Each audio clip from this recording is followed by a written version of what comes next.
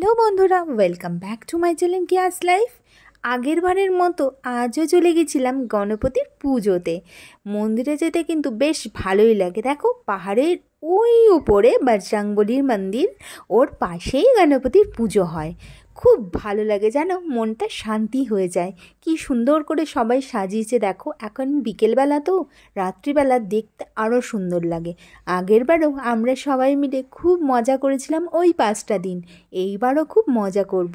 Last দিন থাকে আমাদের ভান্ডারা, মানে খাওয়া দাওয়া। সেই দিনও কিন্তু খুব মজা হয়। তো দেখো, চলে এসেছি ওপরে। এখন আরতি হওয়ার অপেক্ষায় আমরা। দেখো কি সুন্দর করে সব কিছু বিছানাও আছে। আর ওইদিকে দিদিরা টুকটাক করে পুজো করতেও শুরু করেছে। এখানে পণ্ডিতজি বসে আছে, ভজন শুনছে, কারণ একটু পরেই ভজন গাওয়া হবে। আর কালকেও হবে আরতি, আর কিছু কম্পিটিশন। আর পরশু হবে এখানে হোম, যজ্ঞ, গান, অনেক কিছু। আমি পরশু দিনের ভিডিওগুলোও দেখাবো। দেখো নিশটা কি সুন্দর দেখতে লাগছে। আর গণপতি বাপ্পাকে দেখো কি কিউট লাগছে। গণপতি বাপ্পা মোরেয়া, মঙ্গল মূর্তি মোরেয়া। মনটা না খুব খুশি হয়ে গেল। এখানে দেখো সানভিও টিকা লাগিয়ে নমস্কার করে চলে এসেছে। এত মিষ্টি আর কিউট ফেস গণপতির।